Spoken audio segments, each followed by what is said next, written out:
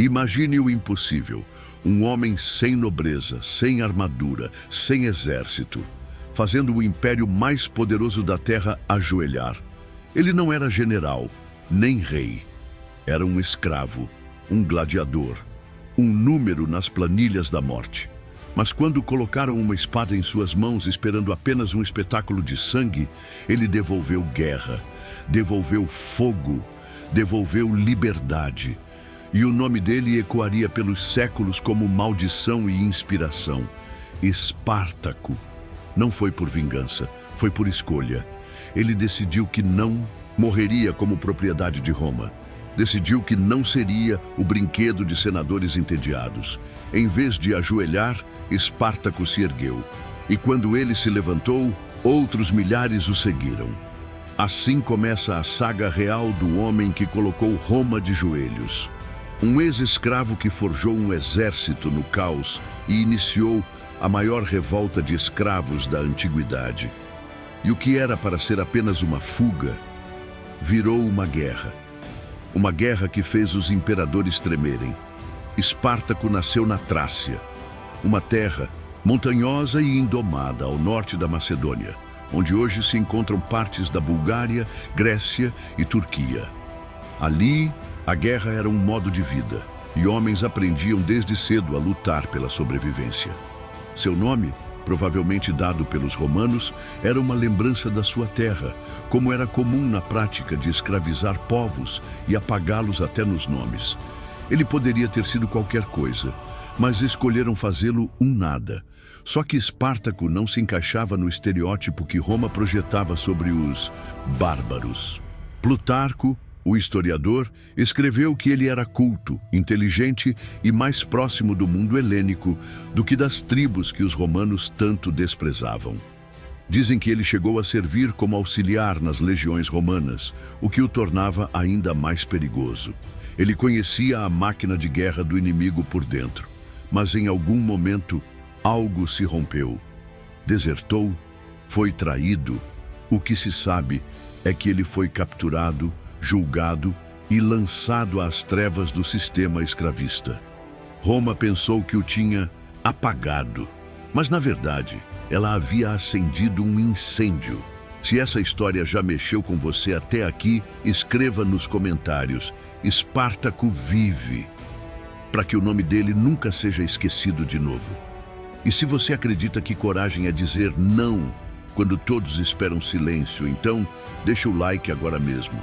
Assim, você ajuda esse vídeo a alcançar ainda mais pessoas que precisam ouvir essa verdade que Roma tentou enterrar. Após ser vendido como escravo, Espartaco foi enviado para um dos lugares mais brutais do Império Romano, uma escola de gladiadores em Capua, comandada pelo lanista Lentulus Batiato. Esses centros de treinamento não eram academias, eram matadouros humanos. Ali, homens eram transformados em feras adestradas para morrer em arenas, entretendo uma multidão faminta por sangue. Era o circo da morte. Espartaco caiu nesse abismo, mas não quebrou. Entre criminosos condenados, guerreiros derrotados e escravos esquecidos, ele se destacou. Não só pela força física, que era evidente, mas por algo mais raro: inteligência estratégica e uma liderança silenciosa. Ele conquistava respeito com o olhar, com presença. Enquanto os outros gladiadores se limitavam a treinar e sobreviver, Espartaco observava. Percebia rotas, horários, brechas na segurança. Enquanto sangrava nos treinos, ele arquitetava. Formava alianças discretas, ganhava confiança. E com o tempo, o que parecia apenas um grupo de escravos prontos para o abate se tornava algo mais. Uma rede, um plano, uma faísca. E Roma não fazia ideia do que estava prestes a acontecer. No ano 73 a.C., sem acesso a armas, sem aliados externos e vigiados como animais, Espartaco e cerca de 70 gladiadores decidiram fazer o impensável: escapar. Armados apenas com utensílios de cozinha, facas, espetos, ganchos de ferro, eles atacaram os guardas da escola, invadiram os depósitos, tomaram armaduras e armas e fugiram pelas estradas da campanha. Não foi uma fuga, foi uma explosão. Naquele momento, a história mudou. O que começou como uma simples tentativa de sobrevivência, logo atraiu dezenas, depois centenas de outros escravos. Os campos, as vilas e os celeiros viraram pontos de encontro. Aos poucos, o grupo se tornou uma força viva. Um corpo crescente de gente acorrentada por toda uma vida que agora corria em direção ao impossível: liberdade armada. Para liderar esse grupo em constante expansão, 3 nomes foram escolhidos: Espartaco, Criso e Enomal. Mas entre os 3, era Espartaco quem começava a se destacar, não apenas como guerreiro, mas como visão. Ele não via apenas batalhas, via uma guerra e sabia exatamente onde ela começava. Refugiados no alto do Monte Vesúvio, Espartaco e seus homens montaram acampamento. O local era estratégico, difícil acesso, visão ampla, proteção natural. Mas Roma não demorou a reagir. O Senado, ainda sem compreender a gravidade da ameaça, enviou o pretor Cláudio Glabro com 3.000 soldados. O plano era simples e arrogante: cercar a montanha e deixar a fome fazer o serviço. Mas subestimar Espartaco era o primeiro erro. Durante a noite, usando videiras trançadas como cordas, os rebeldes desceram sorrateiramente os penhascos por uma rota inesperada. Deram a volta nas tropas e atacaram pela retaguarda. O resultado: massacre. O exército romano foi destruído. A vitória no Vesúvio não foi apenas um feito tático. Foi um choque psicológico. Mostrou ao mundo que aqueles homens não eram apenas fugitivos. Eram soldados. Com armas capturadas e moral em alta, Espartaco iniciou sua marcha pelo sul da Itália. Cada cidade que tocava virava ponto de libertação.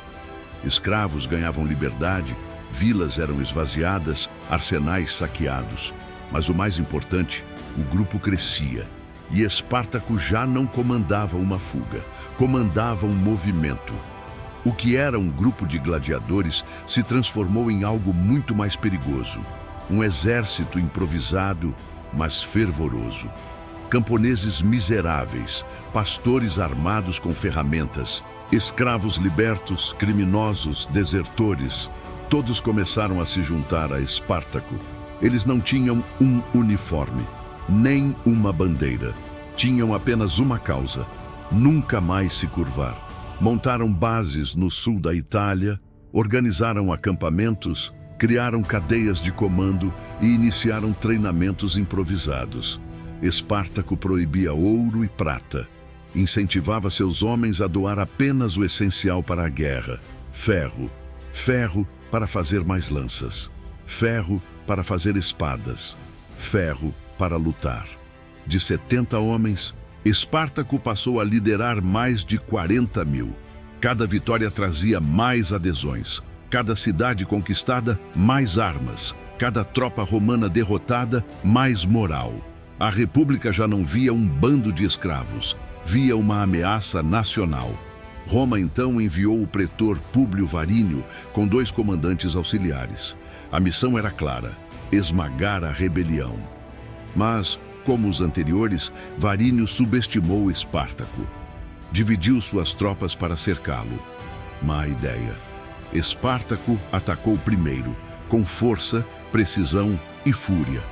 Varínio foi derrotado e escapou humilhado, sem homens, sem armas e até sem suas vestes de autoridade.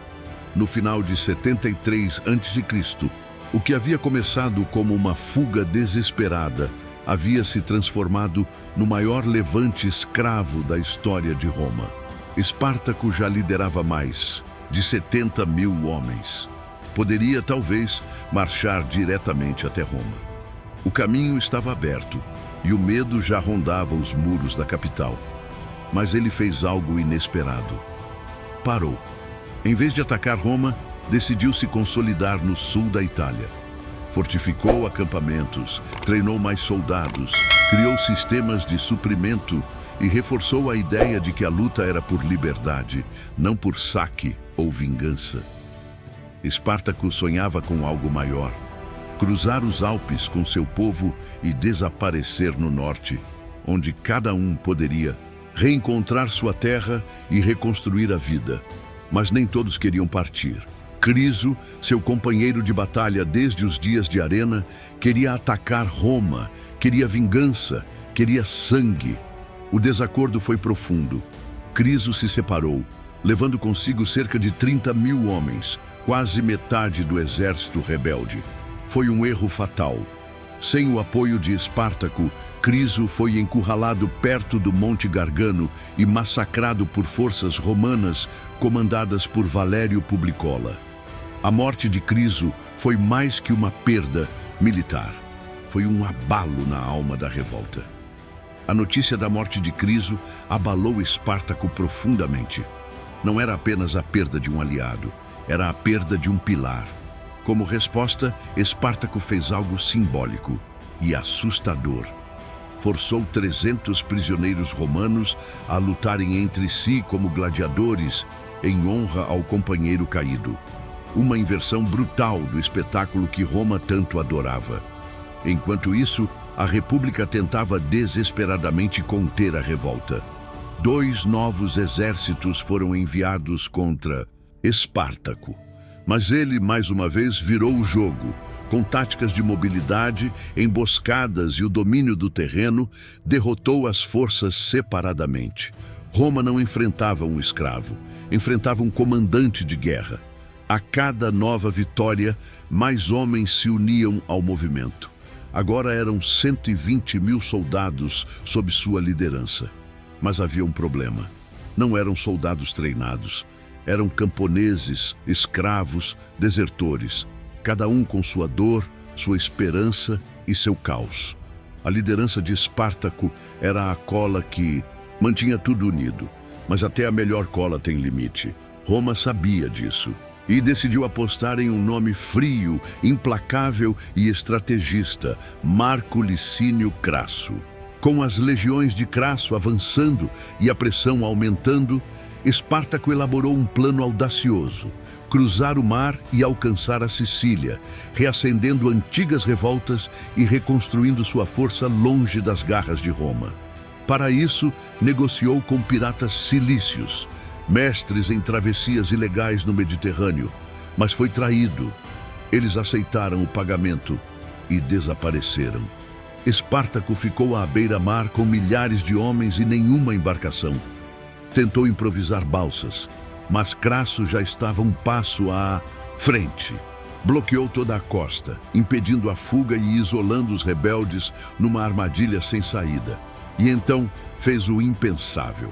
Crasso construiu uma gigantesca linha de contenção de mais de 60 quilômetros, trincheiras, muros, fortificações. Um cinturão de pedra, lama e aço cercando completamente os homens de Espartaco no sul da Itália. A comida acabou. O tempo se tornou inimigo. O desespero crescia. Mas Espartaco não era feito para morrer cercado. Em um ato simbólico, matou seu próprio cavalo diante de seus soldados. Disse: "Se vencermos, terei cavalos de sobra. Se morrermos, não precisarei de um." Era o anúncio de uma última marcha, sem volta. Espartaco sabia que não haveria reforços, nem clemência. Mas também sabia que a dignidade de um homem livre não termina em submissão. Organizou a última ofensiva com precisão. Rompeu parte da muralha construída por Crasso e lançou seu exército rebelde em um ataque frontal e desesperado. Na planície próxima ao rio Siler, os rebeldes enfrentaram legiões romanas em campo aberto. Espartaco liderou pessoalmente a investida. Matou 2 centuriões, avançou com escudo em punho, tentando alcançar Crasso na retaguarda. Era como se quisesse decapitar a própria Roma com as mãos nuas. Mas foi mortalmente ferido e, mesmo caído, lutou de joelhos, cercado, empunhando sua espada até o último fôlego. Seu corpo nunca foi encontrado, seu nome jamais esquecido. Roma respondeu com crueldade. 6.000 sobreviventes foram crucificados ao longo da Via Ápia, de Capua até Roma. Uma linha de morte para que ninguém mais ousasse se rebelar. Quando a poeira baixou, Pompeu, recém-chegado da Espanha, colheu os louros no Senado. Mas a chama que Espartaco acendeu nunca foi apagada. Ele morreu como escravo, mas viveu como símbolo de liberdade. Espartaco morreu como um escravo rebelde, mas vive como símbolo eterno de quem se recusa a aceitar as correntes impostas pelo poder. Roma crucificou seus homens, mas não conseguiu apagar sua memória. E agora, séculos depois, é você quem carrega essa tocha.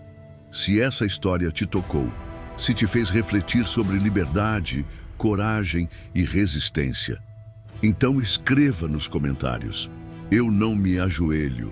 Deixe seu like para que essa mensagem continue viva e se inscreva no canal, porque aqui a história é contada por quem se recusa a esquecê-la.